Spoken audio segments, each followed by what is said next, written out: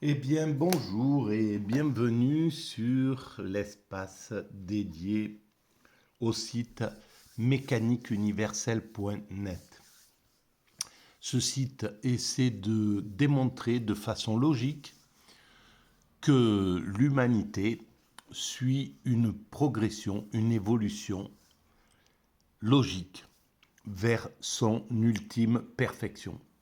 Alors, ultime perfection parce elle est toujours parfaite au présent tout en étant perfectible jusqu'au moment où elle aura atteint une perfection indépassable ou pas, disons, stationnaire, jusqu'au moment où elle aura réalisé l'ensemble des choses qu'elle cherche, qu'elle travaille actuellement, c'est-à-dire la maîtrise progressive de son comportement, des comportements humains, l'homme qui ne sera plus un loup pour l'homme, la maîtrise progressive de son environnement, c'est-à-dire ne plus abîmer son environnement, une évolution totalement écologique.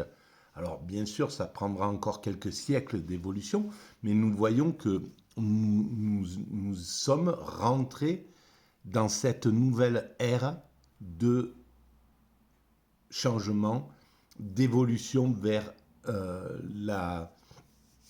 l'écologie. Et l'écologie, voilà, il suffit de pousser dans 100 ans où nous en serons avec les véhicules, avec l'énergie solaire, avec voilà, les énergies renouvelables, etc. etc. Et puis l'humanité, elle a le temps pour se réaliser.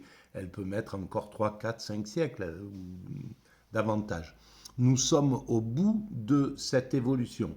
Entre le moment où nous sommes séparés génétiquement des autres primates et aujourd'hui, il y a des centaines de millions de milliers d'années qui ont été écoulées, où nous avons progressivement, peu à peu, développé tous les progrès nécessaires à l'humanité, et de façon intuitive, sans savoir ce que nous réalisions exactement, le plan qu'on était en train de réaliser.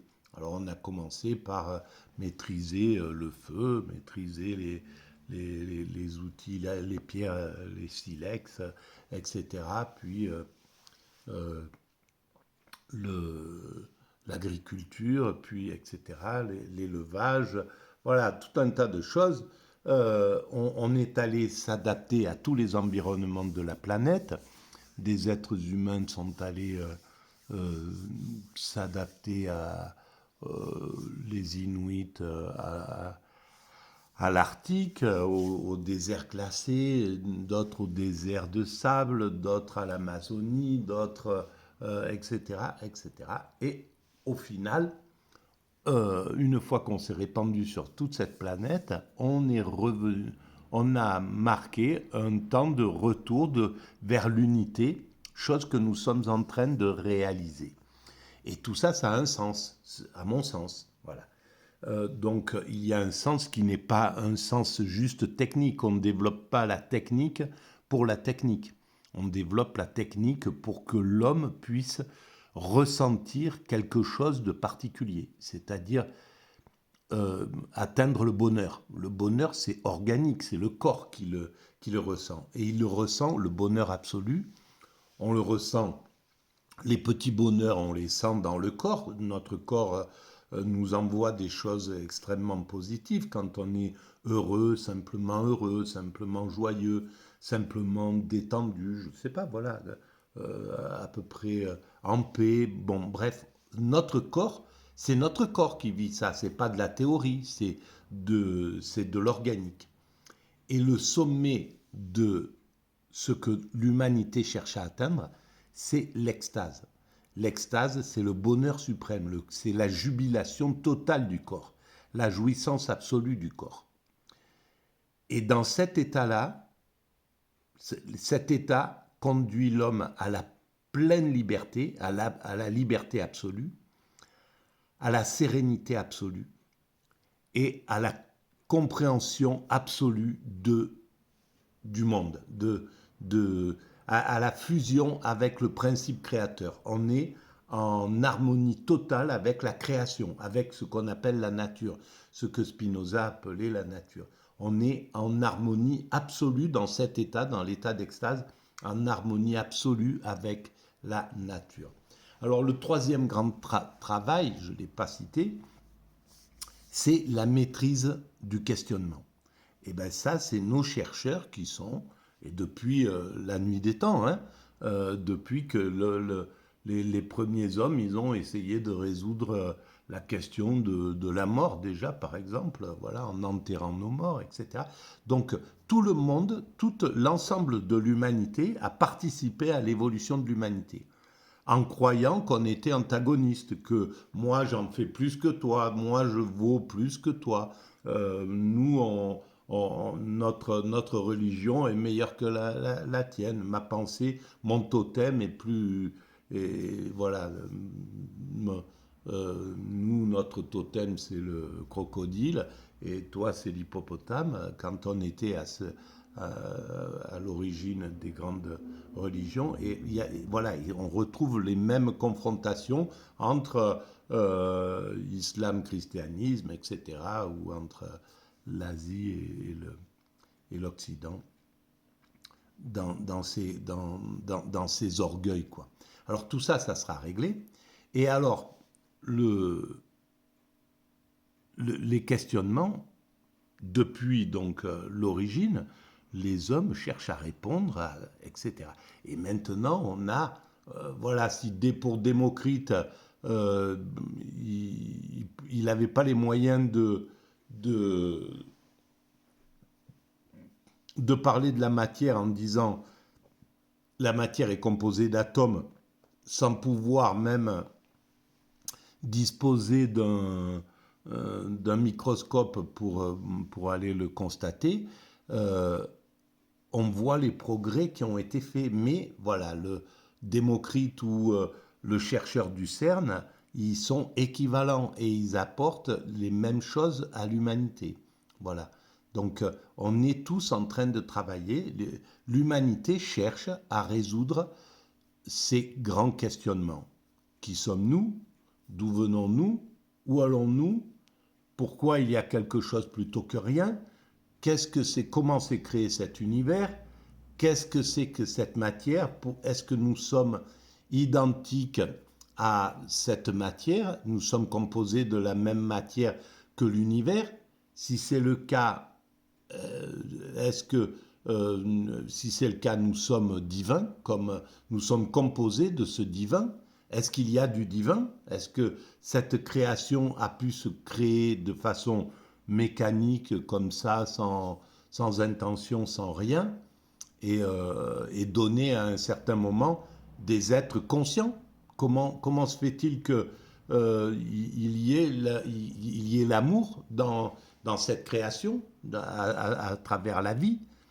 euh, S'il y a la vie, s'il y a l'amour, par exemple, et l'amour absolu, s'il y a l'extase, la possibilité de l'extase, ça veut dire à l'origine de l'univers, avant que l'univers se construise, il y avait déjà tout ça potentiellement. Quand la force qui a mis en œuvre cet univers l'a mis avec la possibilité de l'extase.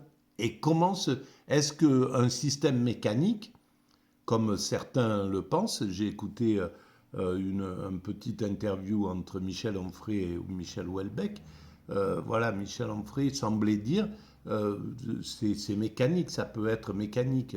Il n'y a pas Dieu, mais voilà. Moi, ça me paraît absurde, totalement absurde.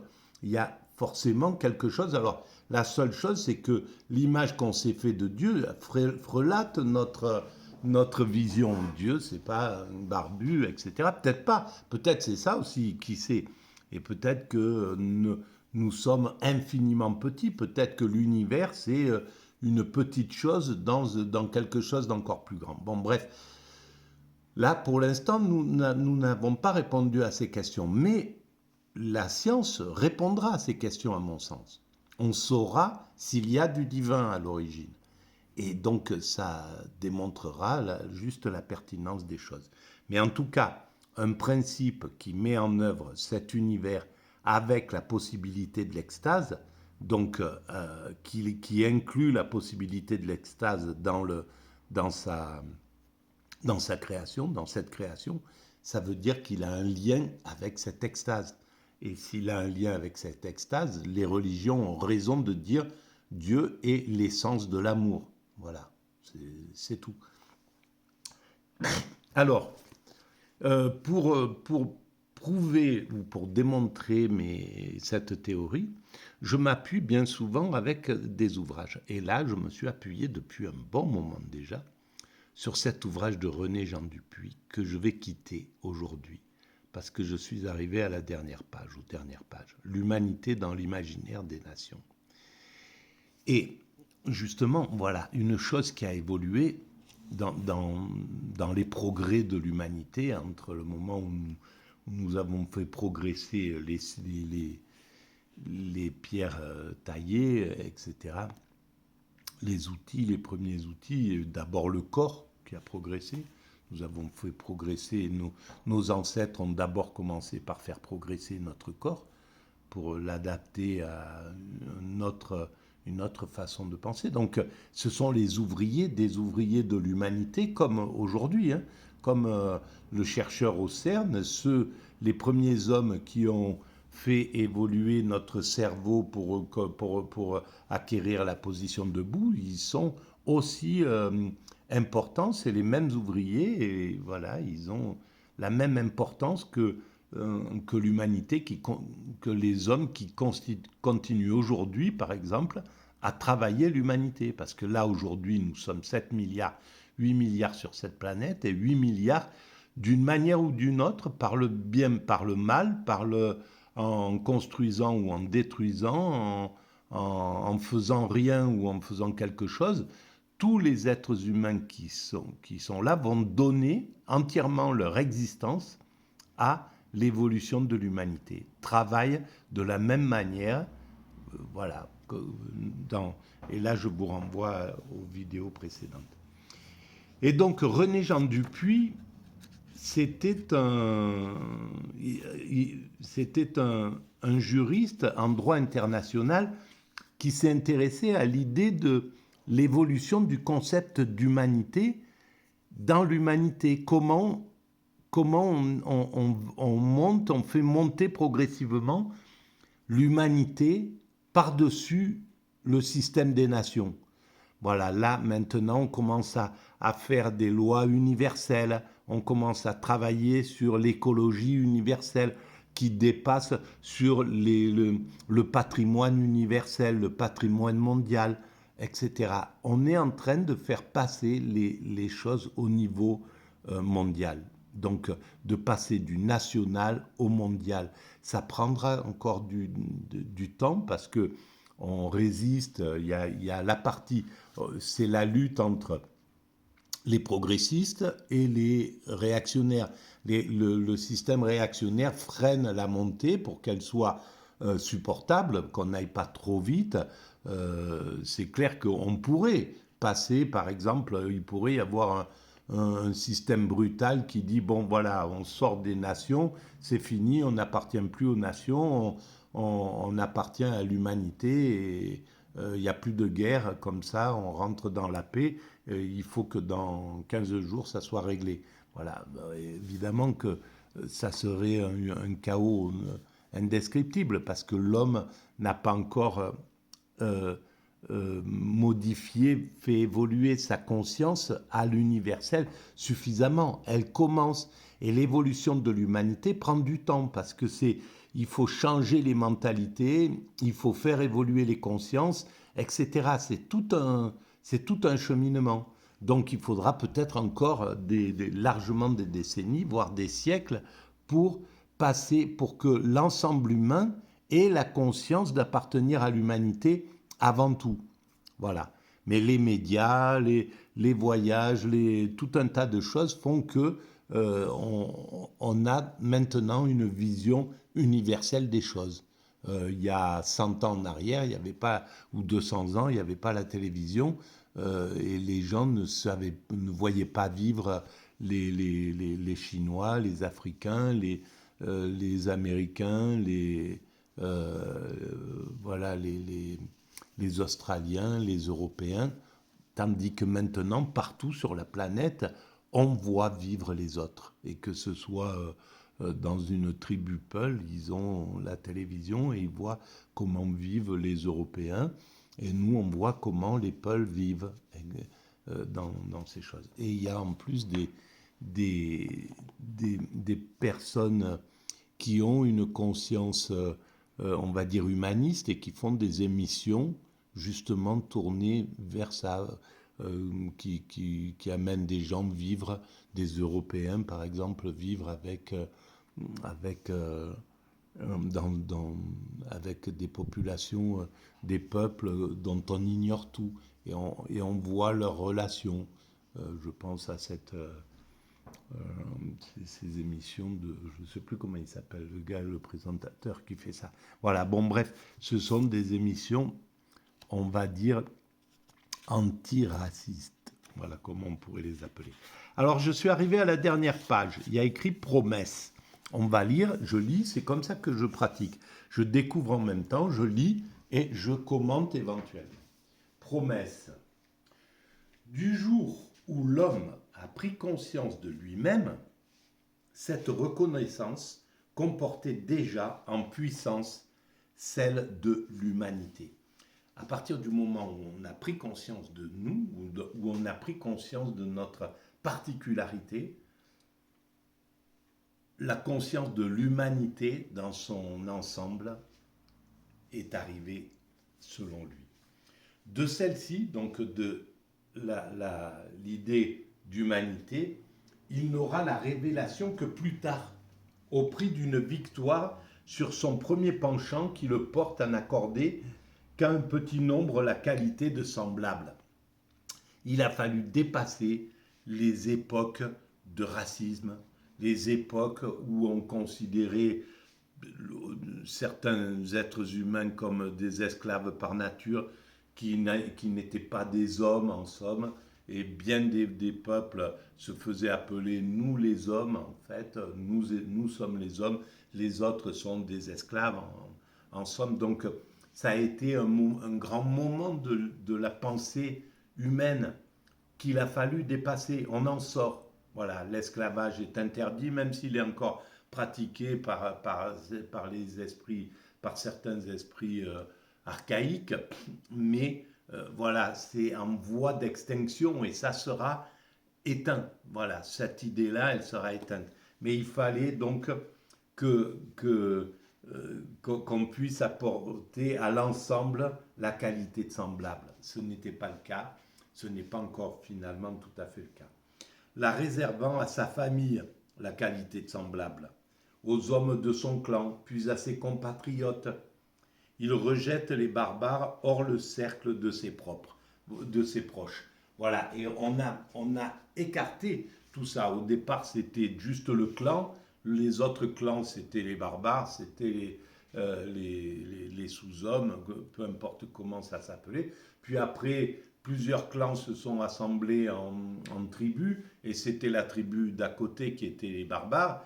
Et puis plusieurs tribus se sont assemblées et ont fait des cités, et puis c'était la cité d'à côté, les Spartiates pour Athènes et réciproquement, ce sont les barbares, voilà. Et puis plusieurs cités se sont assemblées en pays, en nations, et là, la nation, on était solidaire, on est solidaire dans une nation, et puis c'est la nation d'à côté qui sont les barbares. Les Russes, là, c'est la propagande occidentale, ce sont les barbares. Les Chinois, ce sont les barbares, etc., etc. Voilà comment se jouent les jeux. Et en fait, c'est toujours les peuples savent très bien que tout est fraternel. Ce sont les dominants qui manipulent les foules pour dire, bon, il faut détester cela maintenant. Il faut détester cela, il faut détester cela. Et puis, plus tard, la paix arrive, il faut fraterniser avec cela, etc. Donc, et tout ça, c'est les dominants qui engendrent les dominants, certains dominants, bien sûr. certains dominants qui engendrent ça, certains dominants qui soient chefs d'État ou simplement présentateurs ou circulateurs dans les médias, qui commentateurs de l'actualité dans les médias. Voilà, donc c'est ça, c'est les dominants dont je parle. Alors, et cependant, donc il rejette les barbares hors le cercle de ses proches. Alors là, pour l'instant, on en est aux nations. Donc la nation d'à côté, voilà, pour les Européens aujourd'hui, il faut détester les Russes, etc. Pour les Américains, les Russes, il faut détester les Américains, il faut détester les Européens, etc., etc. On en est là. Et c'est pourquoi nous allons vers l'unité. Nous allons passer au-dessus des nations. C'est une obligation pour sortir de ce mécanisme-là et pour avoir le sentiment d'appartenir à l'ensemble humain. C'est l'humanité qui donne du sens à notre création, à ce que nous sommes. Nous appartenons avant tout à l'humanité, même si on ne s'en rend pas compte. On croit qu'on appartient à notre nation, à notre famille, à nous-mêmes, peu importe. Mais en réalité, c'est ce qui donne du sens, c'est l'humanité. Et donc, on passera sur l'universel. Il faudra du temps, tout simplement. C'est juste une question de temps. Mais l'humanité a tout son temps. Elle n'est pas pressée, elle a son rythme d'évolution, comme le rythme d'évolution d'un homme, sauf que c'est beaucoup plus lent. Voilà, mais il faut passer par le stade bébé, se casser la figure, se cogner contre les angles des tables, tomber sur, euh, sur le sol, etc., pleurer, taper du pied, tout ce qu'on veut. Et ça va durer 1 an, 2 ans, etc., jusqu'à ce qu'on devienne un peu habile.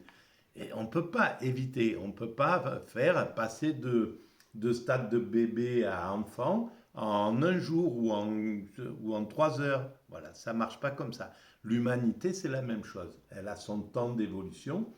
Elle ne peut pas aller au-delà de ce temps-là. Bon, je vais... et donc, on passera sur l'universel. C'est notre vocation et c'est la seule façon de pouvoir sortir de la guerre. Parce que les guerres, la violence, là actuellement par exemple, c'est deux forces qui veulent une l'hégémonie, l'autre la fin de l'hégémonie. Les Américains veulent garder la prérogative, veulent être les maîtres du monde. Les BRICS sont en train de dire non, on ne veut plus de ça, vous êtes injuste, vous n'êtes pas apte à être les maîtres du monde si vous êtes injuste. Si vous dites America First, ça ne sert à rien. On n'a pas envie de ça. Si vous disiez Humanité First, d'accord, et que vous vous comportiez comme ça, il n'y a pas de problème, peut-être qu'on vous suivrait. Mais là, ce n'est pas viable sous cette forme-là. Donc, on va progressivement vous faire tomber ce narcissisme, cet égocentrisme, on va vous amener à la dépression légitime. Ça va prendre un peu du temps, mais vous allez finir par lâcher prise et par dire bon ben d'accord, on partage tout ça, le leadership, ok c'est bon, on passe à autre chose. Ou alors ça se fera peut-être violemment, ou alors voilà, vous conserverez encore cette domination pour un temps, mais vous serez harcelé jusqu'à ce que vous cédiez. Voilà. En tout cas, c'est un mécanisme primaire, c'est l'évolution inconsciente. Quand on est dans l'évolution inconsciente, on est obligé de passer par ces étapes qui sont les moteurs des animaux.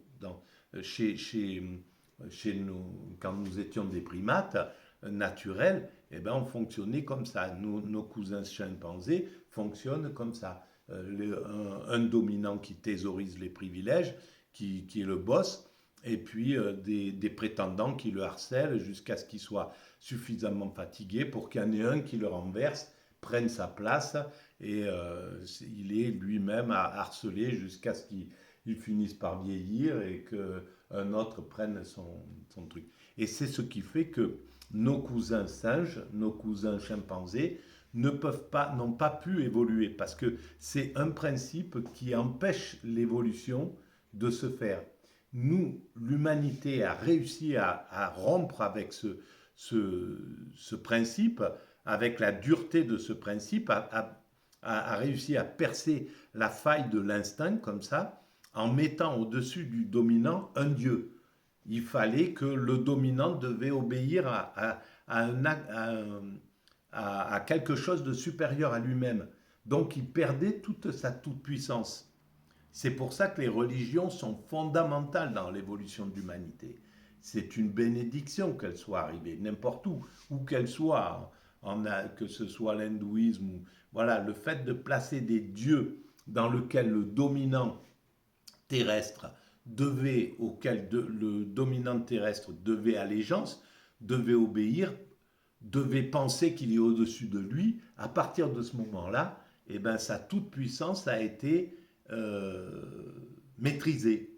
Et il devait se comporter correctement vis-à-vis de ce Dieu. Voilà, les rois, par exemple en France, ben, ils devaient obéir correctement au Dieu. Le petit roi en Afrique devait, ou même le chef de tribu, il sait qu'il a au-dessus de lui les ancêtres, un principe divin qui lui enlève sa toute-puissance. Alors bien sûr qu'on abuse toujours de la toute-puissance, on veut toujours aller naturellement vers cette toute-puissance, quand c'est légitime, mais voilà, donc je vais arrêter là pour cette vidéo, j'en ai pas lu beaucoup, mais on repart après sur une autre. Merci de votre écoute.